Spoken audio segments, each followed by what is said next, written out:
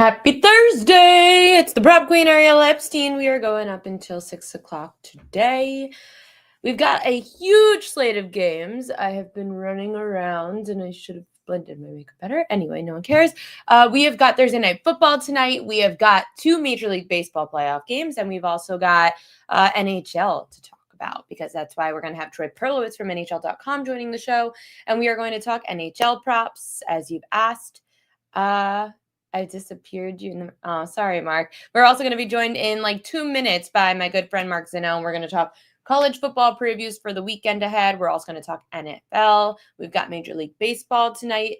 So I'm very excited to get all of our guest takes for today's slate, because I am pretty much almost ready to go for my bets. I have to still bet the Mariners money line, which we'll get to in a little bit. Sorry about the Jays. Did you want them to lose to Seattle? No, I actually really want a good series. I'm excited that Toronto's in it, because I will be shocked if Milwaukee gets 2 games on the Dodgers at this rate. We need one good ALCS or NLCS. I have a feeling tonight the Mariners win because it's an Ace Luis Castillo on the mound. Then you're going to see Toronto win Game 5 in Seattle, sending this back to Toronto, where anything could happen. I'm just saying, I think it goes back to Toronto. I wouldn't be surprised by that.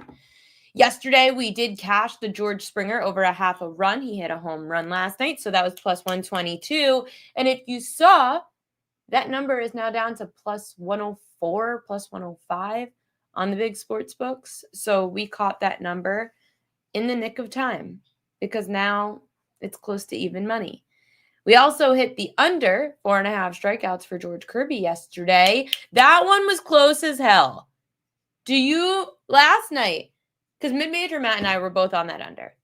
Last night, when George Kirby gave up, an early 5 runs, I'm like, pull him!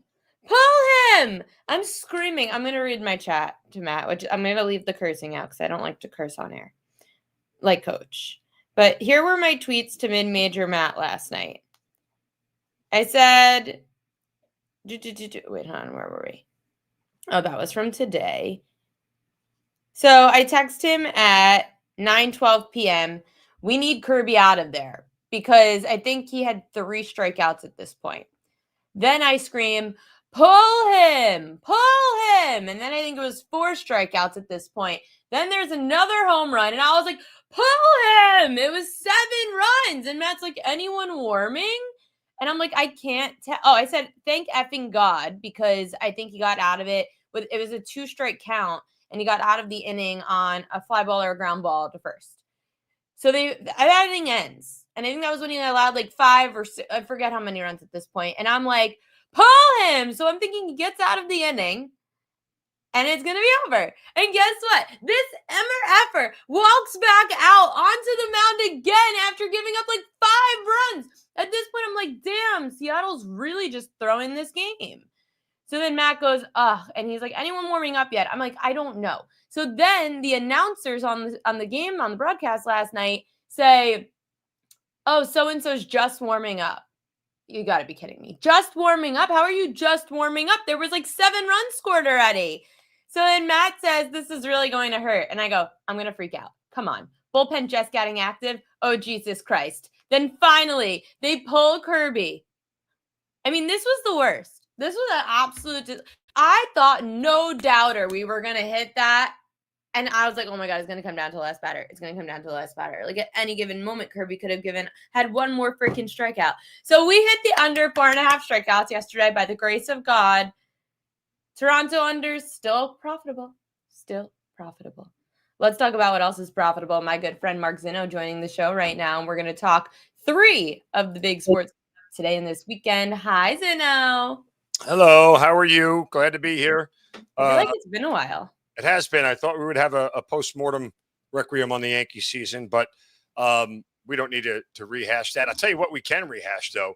Do you know what today is? Do you know what today is? Do you know what happened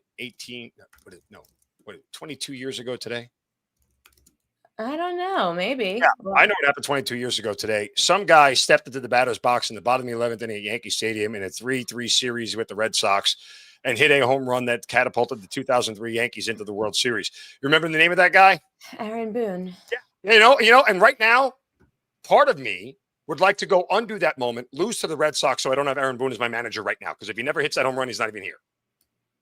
Well, everyone says that, unfortunately, that was the cursed home run that's made Aaron Boone the manager of the Yankees. I mean, think of the events that transpired after that. Aaron Boone hits that home run. Yankees go to the World Series. Aaron Boone gets injured that offseason. And that's how A-Rod ended up in New York. Look at the world that sliding doors, right? If we can go back and watch that ball go foul, and then he strikes out, and the Yankees lose in 12, what does the world look like? Because I know the Yankees still have a World Series somewhere between now and then. So they still got the same amount of championships. They were too good not to. Just saying. You're just too, I get it. I can't be angry anymore because nothing's changing. So I agree. This team has lost my emotional investment, but there is nothing changing about the Yankees at this given moment. It is the construction of the team as well that is a massive problem, and we all know that Brian Cashman is a huge part of that problem. But the Yankees are not getting rid of anybody, so we just can't be angry about it, and we need to move on. We need to move on to how we can make money in Major League Baseball right now, and that is not on the loser New York Yankees, who clearly, I mean, listen, Toronto looked really good last night. Finally. But those first two games scared the crap out of me. Like, oh my God, were the Yankees this freaking bad? Like, Toronto looked horrible in their home games. So I am big on Seattle tonight. I feel like the series completely flips if they lose. If Seattle loses tonight, I would take Toronto to win the series. Like, this is the final saving grace. Luis Castillo, your ace is on the mound, but the Mariners are at a big disadvantage when it comes to pitching after today. Yeah, and Max Scherzer doesn't feel like this is the ultimate stopper here for the Blue Jays at all. No. I'd probably play the over again because I think the Mariners' bats will continue to hit.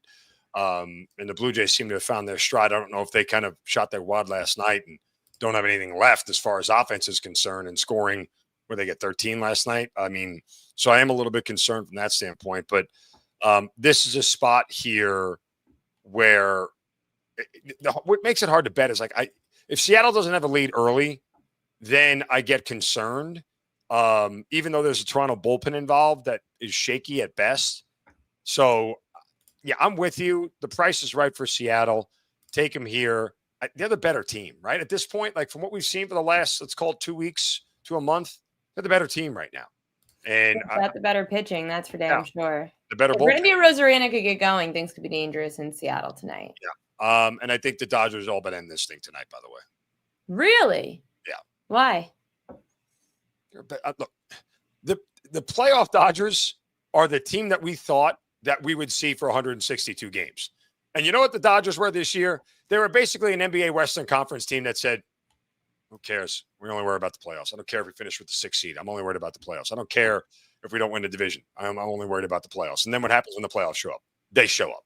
Like, that's what it feels like. This is what we expected to see, this level of dominance from the Dodgers all year long. I mean, granted, Glasnow, Snell, all those guys were hurt for a better part of the year, so they were trotting out pitchers that, don't have a job anymore in Major League Baseball throughout the year. But still, come on. Like, the Milwaukee Brewers are a nice story, but do we really believe they're on the same plane as the Dodgers? Objectively, do we look at this Brewers and go, that's the same as the Dodgers? I don't. I mean, I bet the Dodgers minus 210 to win the series before it started. I didn't have a single reservation about doing it. Like, they're just flat out better. I know their bullpen has been shaky, but their starters are going. They're giving you your wish, Ariel. Starters going 8-9 innings, 7-8-9 innings. They're Dave Roberts is leaving them in the game, which is what you're supposed to do. So yeah.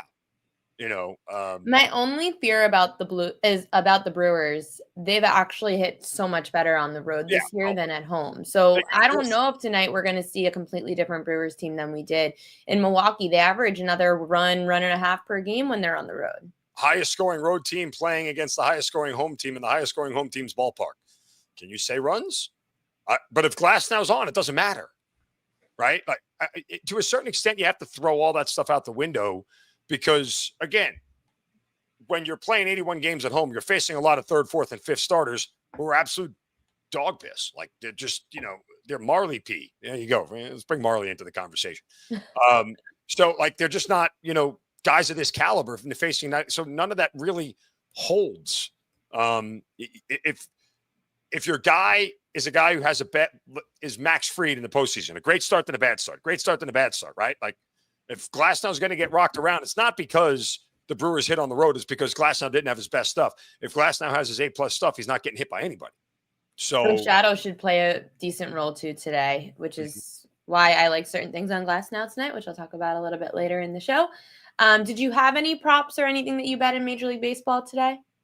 No, just took Seattle on the money line. That's it. I'm with you. I think that's it. That's the way I'm going to go. And before we get off baseball, by the way, did you see the trailer for the new A-Rod documentary coming out? I saw it, but I didn't watch it. Okay. Oh, I'm in. Why? Oh, I'm in. Why? Because it looks good. It looks good. Why? What was good in the trailer?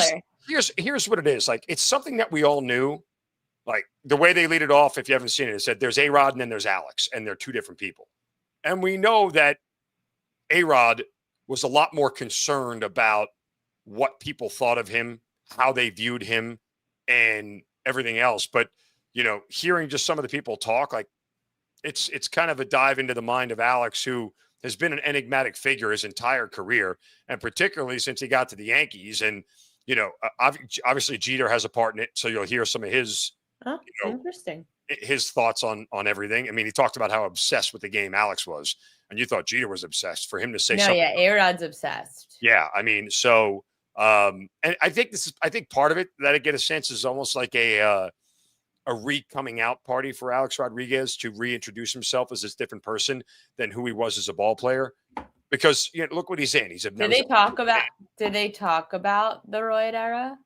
Oh, it's in there. Yeah, it's in there. Like, Alex even. Here's the thing I give about Alex Rodriguez, and I know I don't want people to tune out, but what I give A-Rod is he was a young kid coming up in a league of superstars that were taking the roids as well.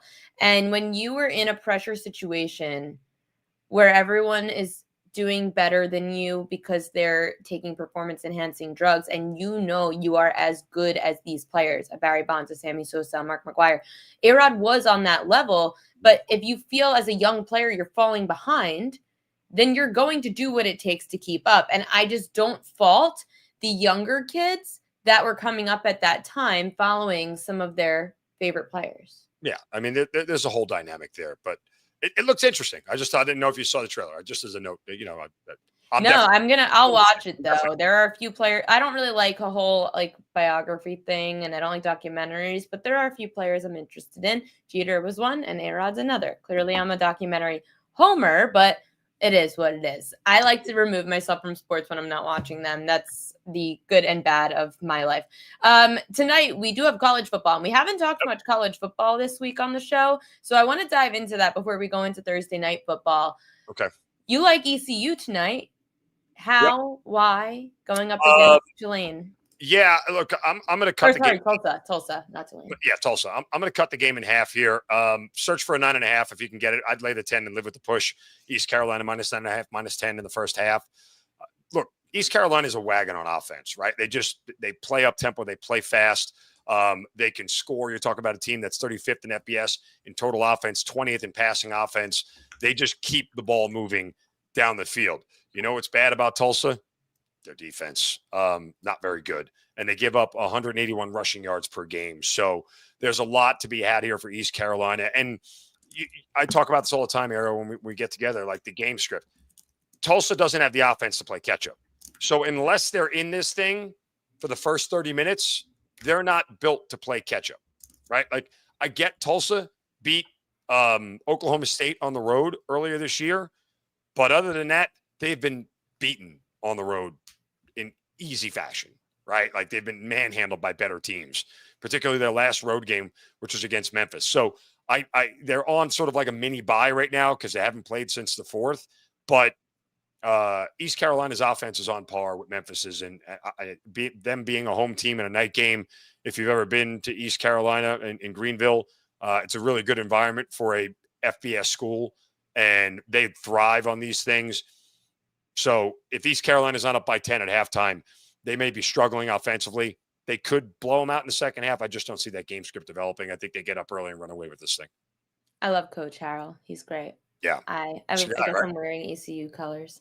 Yeah. We've got college football this weekend as well, and we've got some really big matchups, and I haven't even gotten to break them down yet, but obviously the big games this week. I mean, we have Ole Miss, Georgia, with Georgia laying 7.5. And then I'm pretty sure, Tennessee, Alabama. I was like, I know that's this week. Alabama laying 8.5. That's the night game, Saturday night, 7:30 p.m. Either of those games stand out to you? This isn't something that I normally would endorse, but I'll throw it out there. If you'd feel like getting a money line parlay for Georgia and Alabama, because I don't envision either one of those teams losing at home, you'll basically get -109 for both of them. Let me throw one more at you. You know the golden rule of parlays, Ariel? When you think you need one more, you never need one more. But I'll give you one more. Add Miami on Friday night, and you get plus money on Miami, Georgia, and Alabama, all to win at home, in big spots against ranked opponents. Or Louisville's not a ranked opponent. But, I mean, look. Joseph Rodriguez is with you there. He's like, add Miami. Yeah, that's what it is. Like at plus money, I threw a shekel down on it. Why not? I threw some pizza money. I never, go crazy on parlays. I'm not the guy who's, but for 3 teams at plus money, those 3 teams in particular at home, you have Bama at home on revenge against Tennessee. It's just hard. Bama's defense is not, it's really good. And I have Bama rated as the 4th best team in the country, but their defense is a problem. And Josh Heupel can put up points. So I think with a 2-score margin there, and that number's bounced around a ton, right? It was at like 8.5, it went to 9.5, back down to 7.5. Now it's back up to 8.5. Like it's bouncing around, but it's all in that same dead range, Ariel, of 7.5 to 9.5, which essentially is 2 scores. And I could see a late toucher. I got backdoor to Bama last week in a game they never should have, and I never should have pushed against Missouri. They dominated that team and should have absolutely won by 10 or more and did not. And I pushed on a 3. Very upset about it. But that said, I think Bama wins. Georgia, here's the thing. Like, you think they cover? Bama or Georgia? Both. I don't think Bama covers. I think they win. I think the back door is wide open there. I think there's a lot there. Their defense doesn't really allow me to believe that they can, keep somebody out of the end zone late. Like, they were more than content last week to let Missouri walk right down the field up by 10 and score and make it a 7-point game. They had absolutely no reservations about it whatsoever. So, and they trust their offense more than they trust their defense. So I think Georgia can and probably will cover.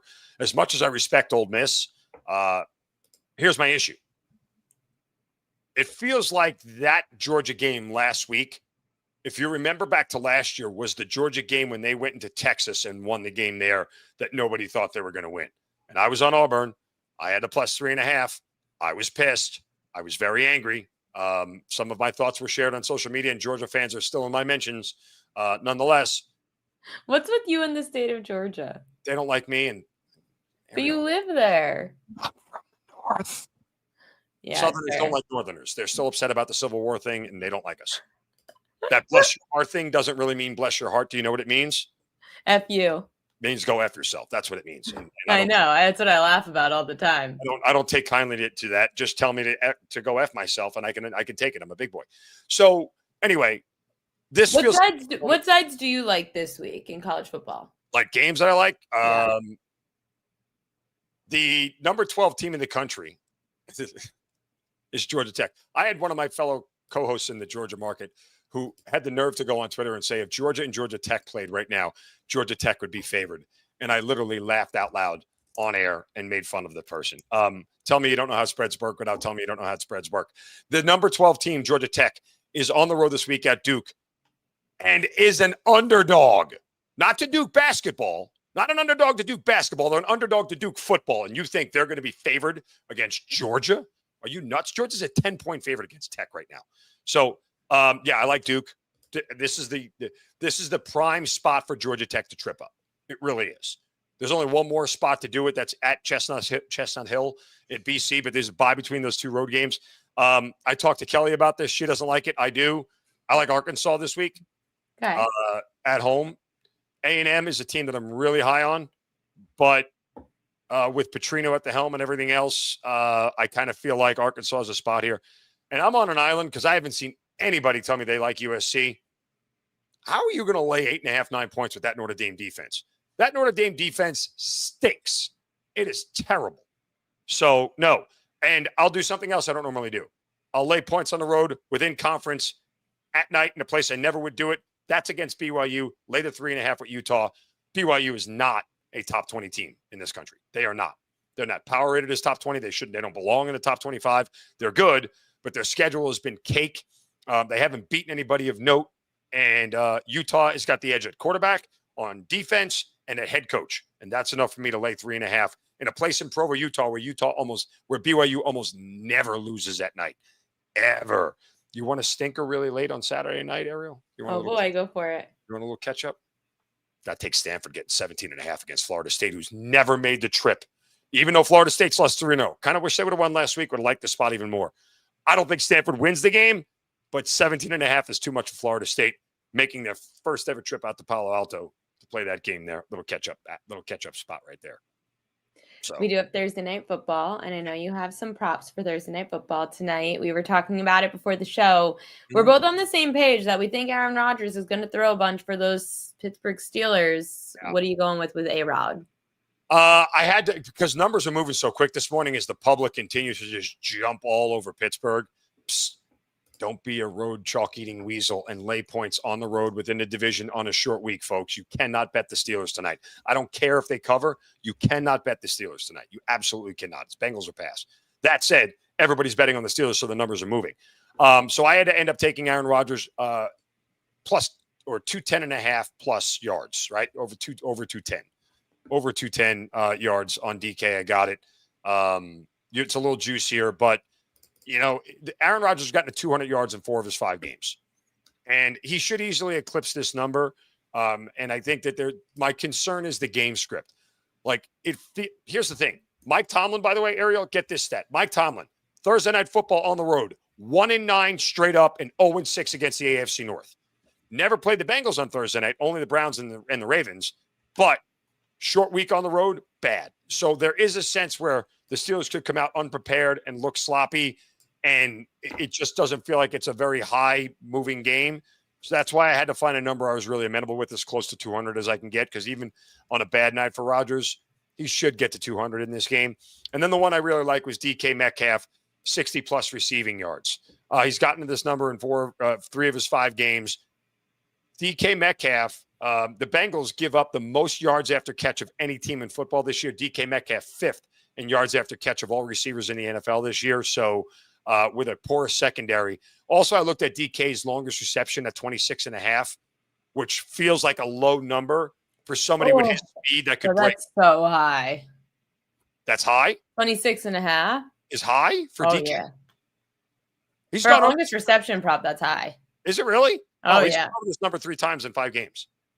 Yeah. No, but I'm just saying it is that it tells you how good he's been at catching a deep ball. But here, usually in the 30s was around what most of those longest reception numbers were. No. You know better than I do. I mean, no. Like a normal high one is 24.5, but like a high one is anything past 25.5. Can't spell prop without pro. That's why you're the best.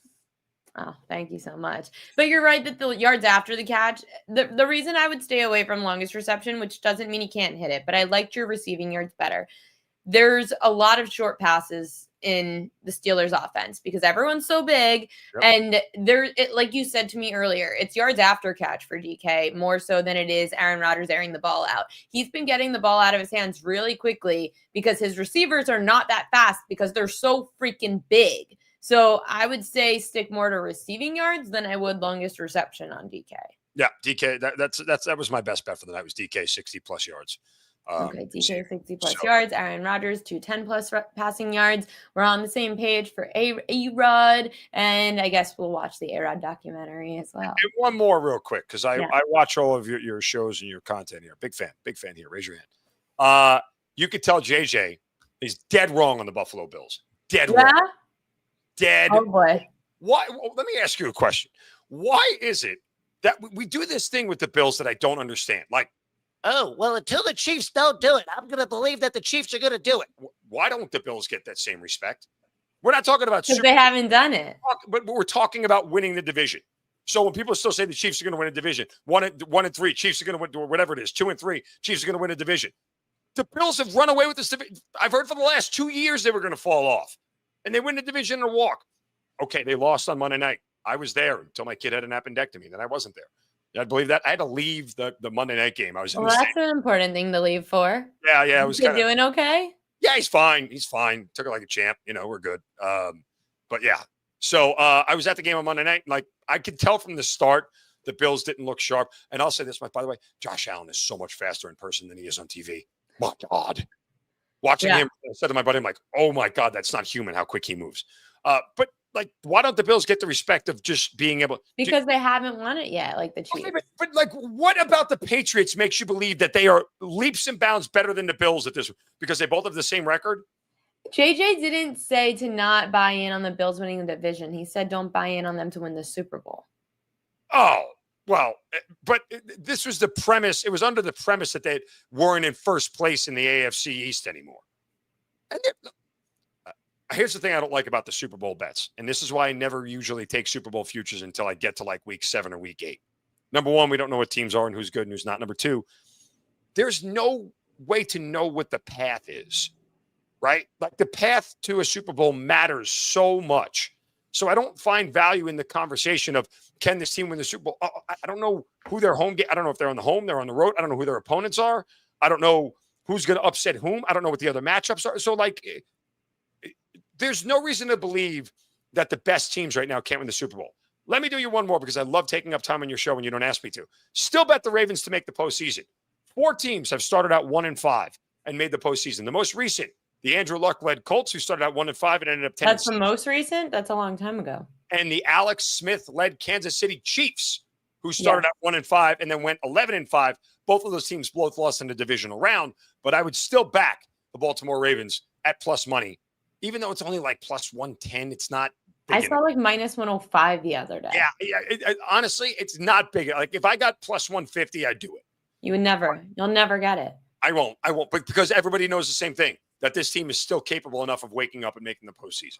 Well, I will not be putting the only money I'm putting on the Ravens this year is my money on my tickets on Thanksgiving. That's the only thing because I'm already subjected to going. We decided, we told Grandma that we are going. What? You firing Harbs? Let's see. I'm not thrilled. This is the first year that I have called for his head. It is the first year. I haven't done it in a long time because I've said there were other issues. There have consistently been turnover problems on this Ravens team, and that's a coaching problem. How are you fumbling the football this much? Look at the Niners, look at the Vikings. They have made it at above 500 without their quarterback.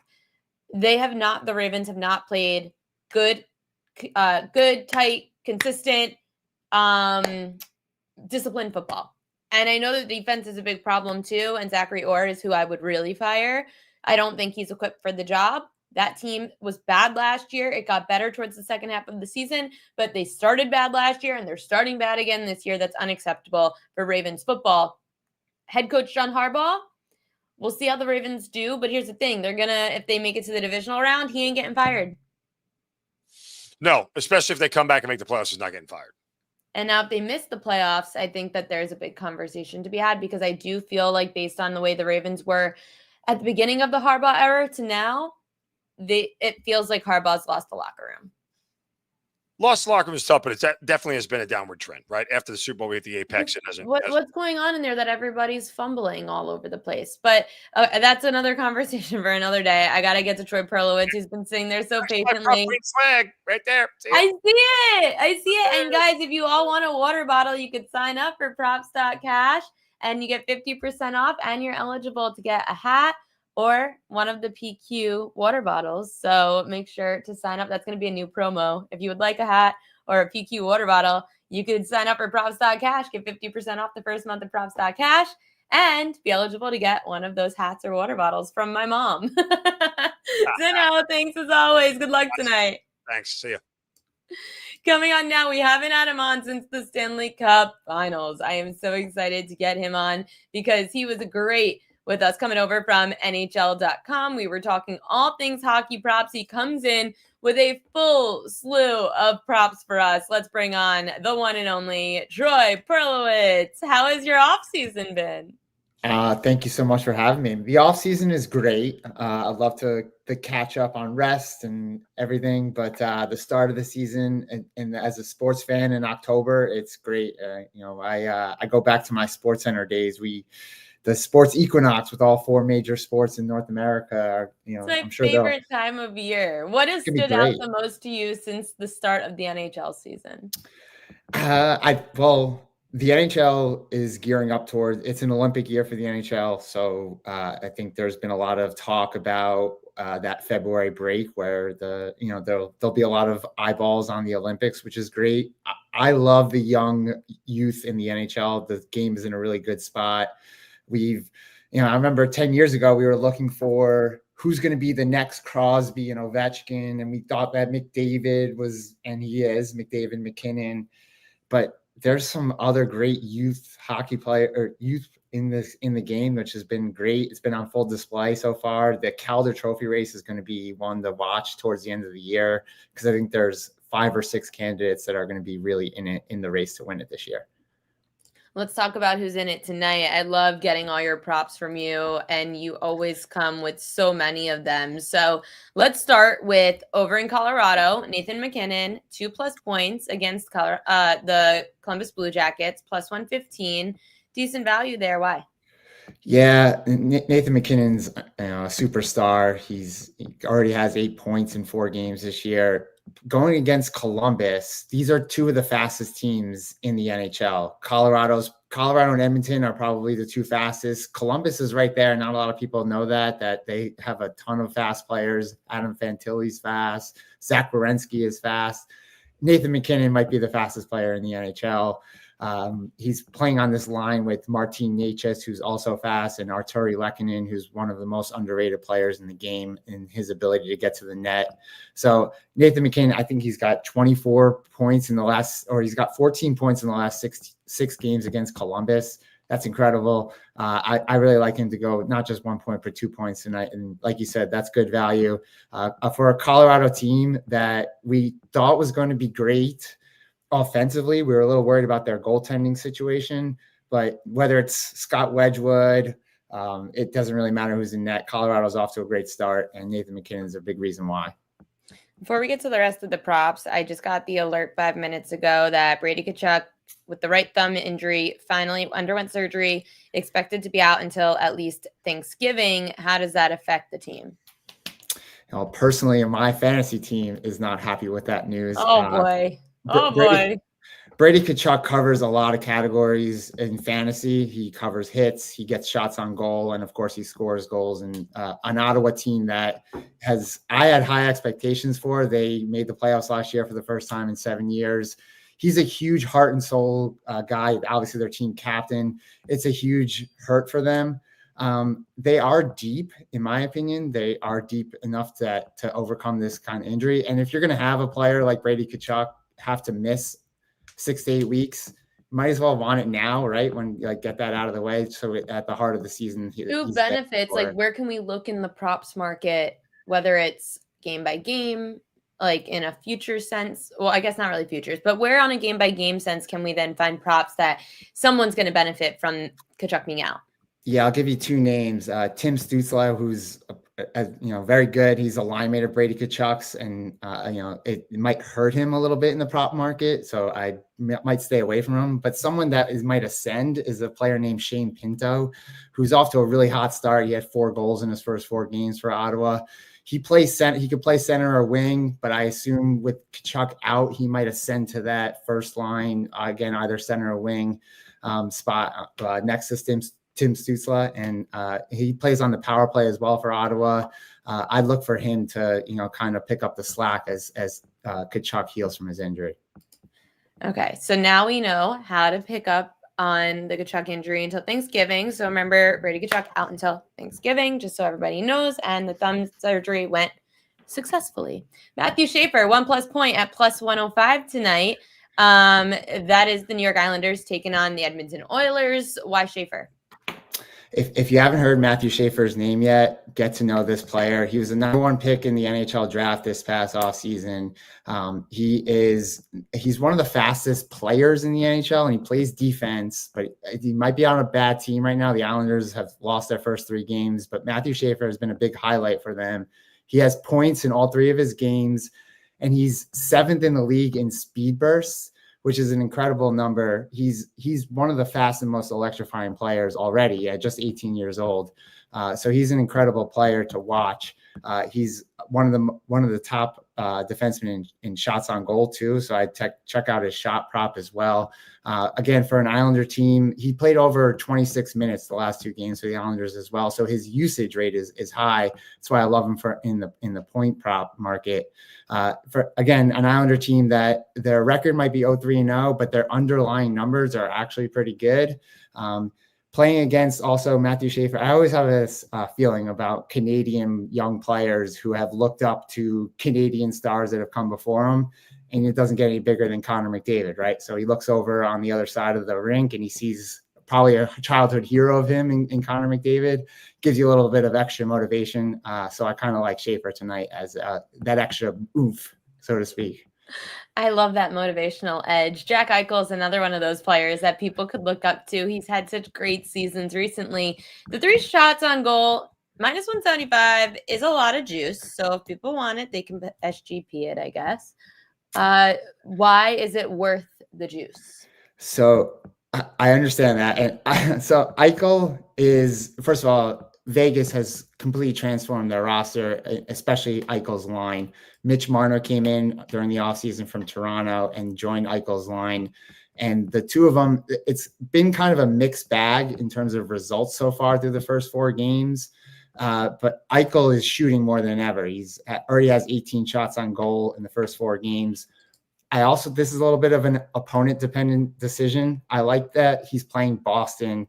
Eichel is, again, from Boston. He's from the Boston area, that little hometown motivation going on. Vegas's head coach, Bruce Cassidy, used to coach the Boston Bruins and led them to a cup final appearance a couple years ago. I think that's a little bit of motivation. The other thing that Boston does is they take a lot of penalties. They've taken 18 minor penalties in the first 4 games. A lot of power play time should be in store for Vegas. And Eichel's one of the best shooters on the power play for Vegas. So that's why I took his shots on goal prop. He's someone, we talked about speed before with Schaefer. Eichel's he's right there. He's one of the fastest players in the league. And that speed is going to be a problem for Boston tonight. Over to Anaheim, where they're taking on Carolina.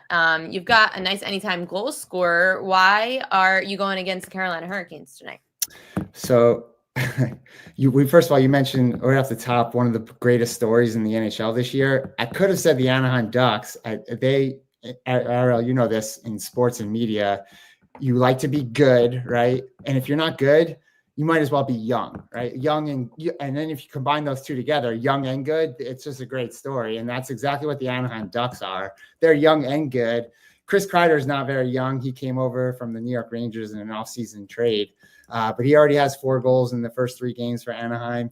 Anaheim was really bad at entering the offensive zone last year, and you get a player like Chris Kreider, you pair him with Leo Carlsson, who's one of the best players at getting, one of Anaheim's few good players who gets into the zone. And then Kreider from there uses his big body, gets to the front of the net, and he can score goals. For an Anaheim team, they've won 2 of their first 3 games. It's against pretty bad competition. This is a huge step up in weight class, facing a Carolina Hurricanes team with Stanley Cup aspirations. But if you remember, Chris Kreider is known in New York around. He's played some great games against the Carolina Hurricanes in his career, especially in the postseason. He has 26 goals in his career in the regular season and the playoffs combined against Carolina. It's kind of why I'm not a huge anytime goal scorer prop fan, but if I'm going to look at one, I would go with Chris Kreider tonight. Plus 240 is a nice payout as well. The crazy thing about this season here in New York, it's watching the New York Rangers succeed more on the road and then come back to Madison Square Garden and do nothing. Tonight, you're going against those Rangers by taking 23.5 plus saves against them at even money. How come the Rangers struggle now on the road? So I wouldn't say I'm going against the Rangers. I Okay. like the overshot saves prop for Anthony Stolarz Because they're going to take a lot of shots. Correct, exactly right. So I mean, I interpret it as a negative person saying they're going to miss a lot of shots, but that's great. You could be right, but I looked at this game. The Rangers start. I wouldn't press the panic button right on the Rangers yet. The process. I know, as a data specialist myself, I look a lot at process as in terms of looking at results, right? I like the process more than the results. The Rangers' process has been really great, right? They've outshot their opponents. They've had more high quality chances against their opponents. They just played back-to-back against Washington and Edmonton, 2 100-point teams from last season, and they outplayed both of those teams, and they had scored 0 goals. I think if I'm the Rangers, first of all, leaving Madison Square Garden right now is probably a good thing. Get away from the fans who are all chanting to shoot.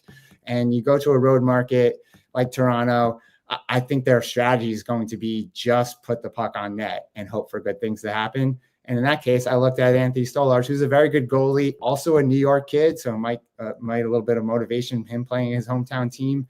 He might see a lot of shots tonight, and that's why I'm going over his save props.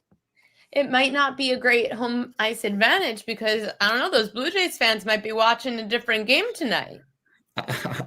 We have a lot of Blue Jays fans at the NHL offices because we have one in Toronto, and they have been so excited about the Blue Jays going this year. And living in New York, it's look, I'm not a Yankee fan. I do like baseball. I like playoff baseball, but I'm out on the Blue Jays. I'm totally out on the Blue Jays. Totally out on the Blue Jays. Sorry, Mark. He's a Blue Jays guy. I'm out on the Blue Jays. But he loves your hockey analysis. I'll take that. That's why I'm not a good baseball analyst. I'm a poor Mets fan who had a horrible season in the summer. And has a bad taste in baseball team. Correct. That's exactly At least you have a good taste in hockey props. Troy Perlowitz, Troy_Pearl is where you could find him on social media. You're awesome, and we appreciate all these prop bets. They were really great and super helpful, and I can't wait to have you on again, probably like every week of the hockey season. I'm always here for you. Thanks so much, Ariel. I really appreciate you having me on. Thanks, Troy. See you next week. Oops, cut him off. My bad. Okay, we've got to get to the prop queen edges of the day because we have this game coming up at 6 o'clock in the NLCS. We've got the Dodgers taking on the Milwaukee Brewers. So let's get to propaganda.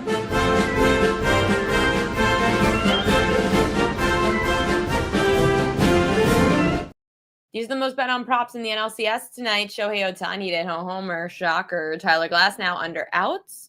Christian Yelich under a single. Tyler Glasnow under 6.5 strikeouts. And Jackson Trio under a single. So the reason I'm starting with this, obviously, is because first off, this game starts in about 15 minutes. Second of all, I'm going to tell you why the public is very wrong on this game. So let's start with Ohtani, whatever. That's a home run prop. We don't analyze those. Those are just homer bets. Tyler Glasnow under outs. I can't bet the over just because I am worried about his oblique injuries and how long is Dave Roberts going to risk Tyler Glasnow on the mound with the injuries. And they've at least had a few complete games or close to complete games. So I am staying away from the outs, but I would lean more towards the over with the way Milwaukee has been hitting. I am a little concerned that Milwaukee's bats can heat up at any given moment since they are way better on the road. And yes, Mark, that is correct. That is the correct parlay, moneyline parlay. And it got you to like plus 110 or something. Christian Yelich under a single. I don't blame the public for that. He's 1 for 14 with 7 strikeouts against Glasnow. He's also hitless in his last 17 at-bats and hasn't logged a postseason RBI since 2018. So Christian Yelich is definitely a fade, but I'm not laying minus 150. Glasnow under 6.5 strikeouts, minus 175. No, thank you. We're actually going to take the over 5.5 Ks, and I'll explain that in a second. Jackson Trio under a half a single. He's 1 for 7 with 3 strikeouts against Tyler Glasnow. So the reason that I'm going to go in the NLCS to the over 5.5 strikeouts for Glasnow, it's going to be about 3 o'clock in LA. So you're going to get those late afternoon shadows, which is exactly what happened to Tyler Glasnow when he pitched in Philly. And against Philly, he had 8 strikeouts in that shadow game. So that's going to help him a lot. You're also going to probably see Milwaukee be a lot more aggressive at the plate because they're down 2-0. Look what happened to Toronto yesterday. It was close. George Kirby could have had 5 strikeouts. The Blue Jays are one of the least strikeout-prone lineups in baseball. Milwaukee is a lot more middle of the pack. They strike out a lot more than Toronto does. So if both these teams down 2-0 are going to be aggressive at the plate, Milwaukee's going to strike out more than Toronto did. That's for damn sure. And Glasnow is probably going to stay in the game longer than Kirby did. So with Glasnow getting the shadows, with Glasnow getting a team that strikes out more, a team that's going to be aggressive at the plate, he also had 6 strikeouts earlier this year against Milwaukee. We're going to take the over 5.5 strikeouts on Tyler Glasnow. And I think he could get them early so we don't have to worry about him even staying in for 6 innings. That's like the only thing I would say I liked play-wise in this game. But I'll tell you some stats to know. So the Brewers have lost 9 straight road playoff games. Their last road victory, Milwaukee, was actually a 4-0 win at Dodger Stadium in Game 3 of the 2018 NLCS. That's wild.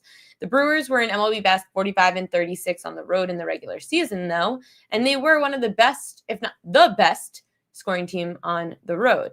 Milwaukee scored just 8 total runs in their last 5 games, which is why they're 1-4. The Brewers have hit 364 in the first inning, then 178 in the second inning or later. They're 0-34 with 12 strikeouts against non-fastballs in this series, the Brewers. LA has won 18 of their last 24 postseason games since the start of last year. Glasnow has thrown 7 2/3 scoreless innings this postseason, holding opponents to a 154 average, 4 for 26. He held the Phillies to 2 hits over 6 scoreless before being pulled at 83 pitches due to cramping. Glasnow is 3-0 with a 1.84 ERA in 6 games, 5 starts since the beginning of September, and the Dodgers have won all of those games. Glasnow held Milwaukee to 2 runs, 1 earned over 11 innings across 2 starts this year. They didn't end up winning those games, though, but not bad. Christian Yelich 1 for 14 with 7 strikeouts against Glasnow. William Contreras 0 for 9 with 3 strikeouts against Glasnow. Chiriot 1 for 7 with 3 Ks against Glasnow. Andrew Vaughn 0 for 5 with 2 Ks against Glasnow. And Sal Frelick is 0 for 5 with 3 strikeouts against Glasnow. So everybody is struggling against Tyler Glasnow, who's a big name in Milwaukee. The Dodgers, their 5 through 9 hitters are the reason this team is winning. They're hitting 385 with 6 extra base hits and 42 plate appearances. The Yankees could never. The 1 through 4 hitters are hitting just 156 with 3 extra base hits and 40 plate appearances for LA. Funny side note, if you like to bet these things, it was Teoscar Hernandez's 33rd birthday on Wednesday. He has 4 homers this postseason, 10 ribbies, so in 8 games. So if you like to bet people whose birthday it was, there you go. Oh, God, Santander is out tonight. That back must be cramping. That back must be hurting. So that's all I got for you in the NLCS today, which is coming up in about 10 minutes. So get your bets in. I'm just on Tyler Glasnow over 5.5 strikeouts. Propaganda for the ALCS. You've got Luis Castillo under his outs. That's way too much juice. And why are you fading an ace who's great at home? Josh Naylor to hit a homer, Eugenio Suarez to hit a homer, Springer to hit a homer, and Vladdy to hit a homer are all your most bet on props over at BetMGM for tonight in the ALCS. It's Max Scherzer up against Luis Castillo. This game starting just after 8 o'clock. Only 26% of teams to win Game 3 after being down 2-0 came back to win the series. That's 14 of 53. So that is a steep hill for Mark's Blue Jays to climb. The Blue Jays have won all 4 of their games, though, in Seattle this year, outscoring the Mariners 34-11. Tonight's going to be similar conditions weather-wise. The temperature is going to be similar, and the roof's likely going to be open. This postseason, Toronto's hitting 300 now with 15 homers and 52 runs scored in 7 games. 52 runs scored in 7 games is absurd. George Springer has homered in 2 of 3 games this series, giving him 22 career postseason homers. He's trailing Manny Ramirez, Jose Altuve, and Kyle Schwarber. Vladimir Guerrero Jr. hitting .464 with 4 homers, 10 ribbies in 7 games this postseason. He was 4 for 4 last night with 3 extra base hits, scoring 3 runs. His .964 slugging percentage is the 7th highest ever in a single postseason. Mad Max Scherzer is making his 500th career start tonight. It's his first outing since September 24th. He went 0 for 3 with an ERA just above 10 in 4 starts last month. He's thrown simulated games since then, but no games in the actual game of play. Scherzer hasn't pitched in the postseason since 2023 with the Rangers. He threw 3 scoreless in Game 3 of that year's World Series.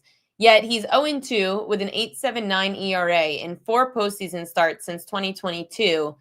Scherzer is 3 strikeouts away from passing Roger Clemens for 5th most in postseason history.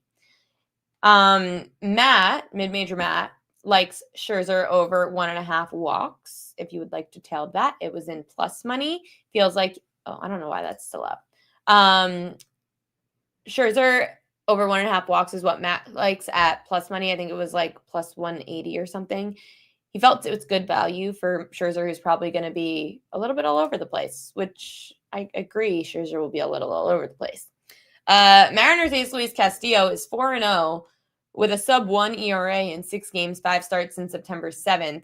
The Mariners purposely held Castillo out until today so he could pitch at home, which is a very smart move, and the Brewers should have done it with Freddie Peralta, but that's besides the point. Castillo owns a 2.60 ERA at home versus a 4.71 on the road. Castillo has a 1.40 ERA through 5 career postseason games, 4 starts. He's allowed just 1 hit over 6 scoreless this postseason. J-Rod, he's 4 for 10 this series with 2 homers and 5 ribbies. Jorge Polanco's 5 for 12 with a homer and 5 ribbies. The rest of the Mariners combined hitting 195 with 4 homers and 7 ribbies. Cal Raleigh has 3 hits this series and 2 are solo home runs. So what I said yesterday in this game, which I'm not going to be betting because I hit it yesterday and I don't like where the number is now. Yesterday, we hit the over a half a run scored for George Springer at plus 122. That number has significantly dropped to plus 105 now. So the trend was that Springer has scored at least 1 run in 5 of his last 7 games in Seattle, dating back to last year. That includes 3 games scoring 2 runs. Through Springer's last 20 road games at night against a right-hander, he's scored at least 1 run in 70% of games, and Springer's hitting 278 through 18 at-bats with 1 double when going up against Luis Castillo. So if you would like to back that trend again, go for it, but I'm probably going to stay away because I felt like I got lucky on that home run last night. I will be on Mariners money line. I know it's not a prop, but minus 120 I feel is completely disrespectful to an ace, Luis Castillo, up against an old man, Max Scherzer, who I don't trust in the playoffs. Nonetheless, don't think that Scherzer can make it more than 1 time through the batting order. The Blue Jays bullpen has been second worst among playoff teams this postseason. So I'm going to take Seattle straight up tonight. Again, Castillo has just been awesome recently and awesome at home. That Blue Jays bullpen 6.32 bullpen ERA, which is terrible. If the Mariners do not win tonight, I can't back them anymore. I'm going to be out. Like, this is it for me. If the Mariners lose tonight, I'm out on them, unfortunately. Sorry, Mark. I do want the Mariners to win. I would love to see them win their first World Series. Like, they deserve it. But I know. Toronto would be excited too. Don't get me wrong. I'm very happy.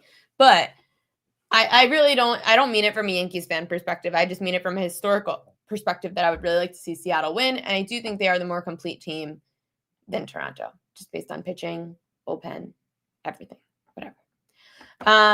That's all I got for you in Major League Baseball. So we got more propaganda in Thursday Night Football.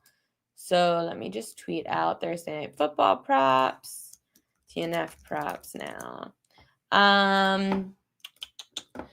So propaganda for Thursday Night Football. The most bet on props according to BetMGM. Darnell Washington over his receiving yards. Chase Brown under rush attempts. Noah Fant over receiving yards. DK Metcalf over receiving yards. And Jamar Chase over 74.5 receiving yards. So I didn't really have time to update this from yesterday, but pretty much sticking to my guns on this. And I'll talk about some defensive player props and some kicking props as well. Aaron Rodgers has gone up from that 215.5 from yesterday. That's why it's the early TNF props from yesterday. Now it's up to 217, 218.5. I still think he gets close to 230 tonight. Hold on 1 second.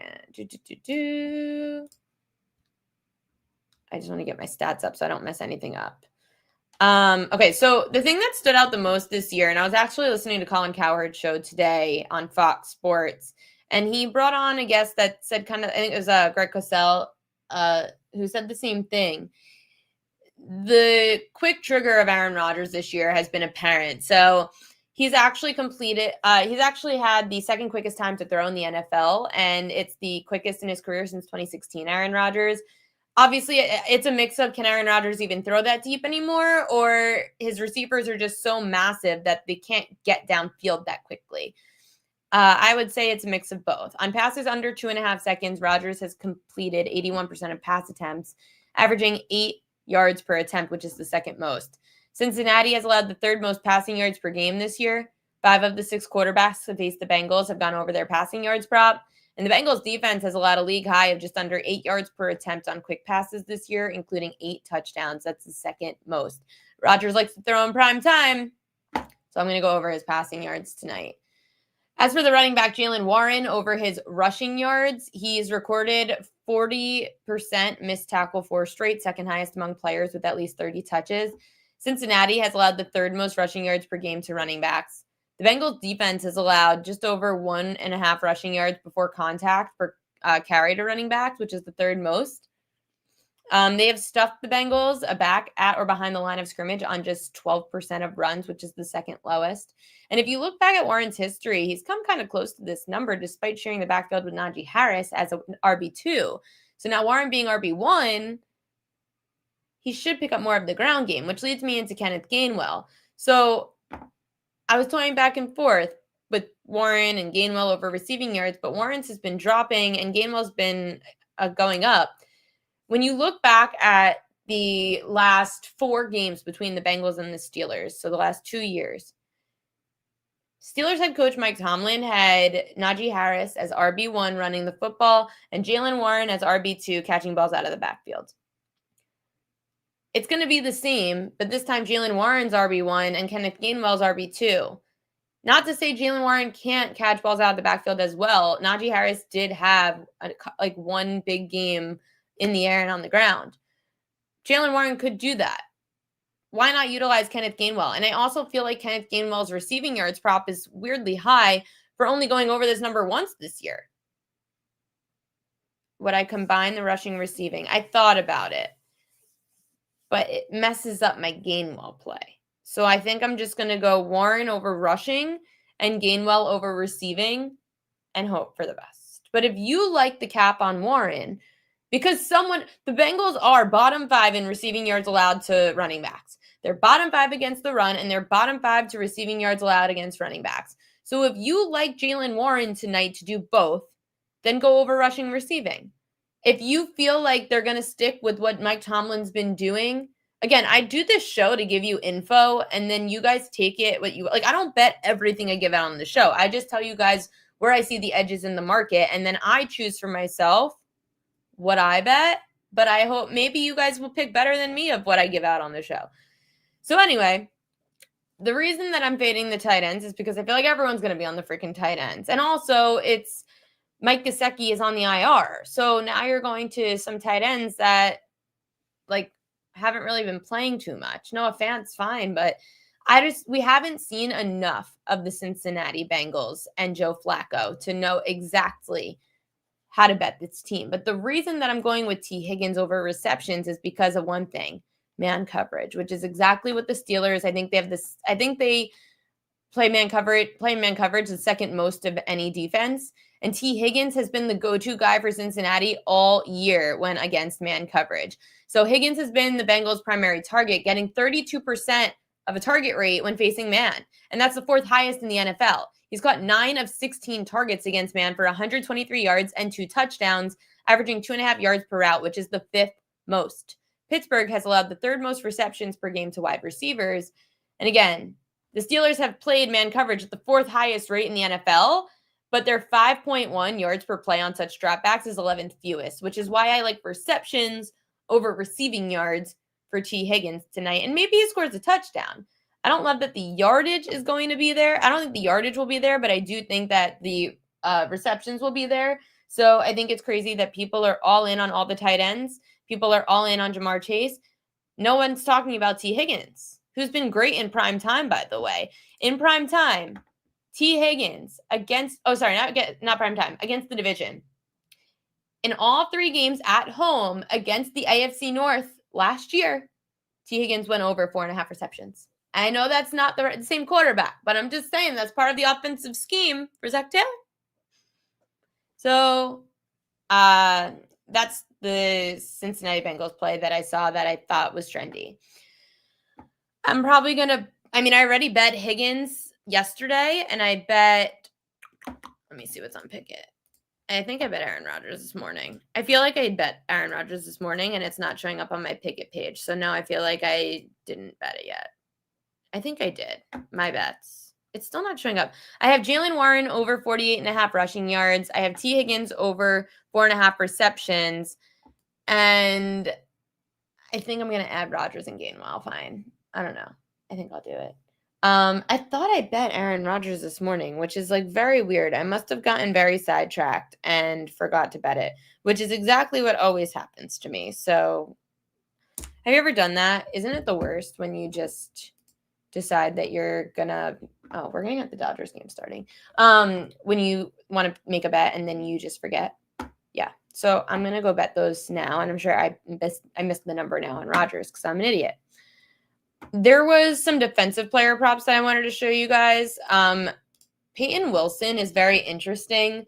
So when looking at teams against the Bengals, linebackers are the ones that have had some of the most players to go over their props. And of course, Patrick Queen is the leading tackler on the Steelers. But when you look at Patrick Queen in prime time, he doesn't go over very often. Peyton Wilson, on the other hand, in prime time, has gone over in 4 of 6 primetime games, 5.5 total tackles. Patrick Queen only went over in 1, 2, 3, 4, 5, 6, 7, 8. In 3 of the last 10 primetime games, Patrick Queen has gone over 8.5 tackles. So I'm going to go, I like Peyton Wilson, if you like a defensive player prop, to go over his total tackles tonight in prime time. And then kicker props. So Evan McPherson and Chris Boswell. Chris Boswell, I'll just take a picture of the props.cash graphics. I don't feel like pulling it up right now. And then remember, guys, you could sign up props.cash, 50% off your first month using promo code PropQueen. And this month, if you sign up, I will send you a PQ hat or a PQ water bottle, courtesy of my mom who made them. So sign up for props.cash and make my mom feel cool for being a great mom and creating a water bottle and a hat. Chris Boswell, not great on the road in prime time, going over 8.5 kicking points. You can't go over field goals at this point. It was too juiced. But over 8.5 kicking points, Chris Boswell hasn't been great. But then look at Evan McPherson at home in prime time. 4 of the last 6. 6.5 kicking points is at even money, so you could look at it that way. The big difference was really the point after attempts. So McPherson kicked a lot more point after attempts in prime time at home than Boswell did on the road in prime time, aka the Steelers weren't scoring. A lot of people are liking that, I know, like the Bengals at plus 5.5.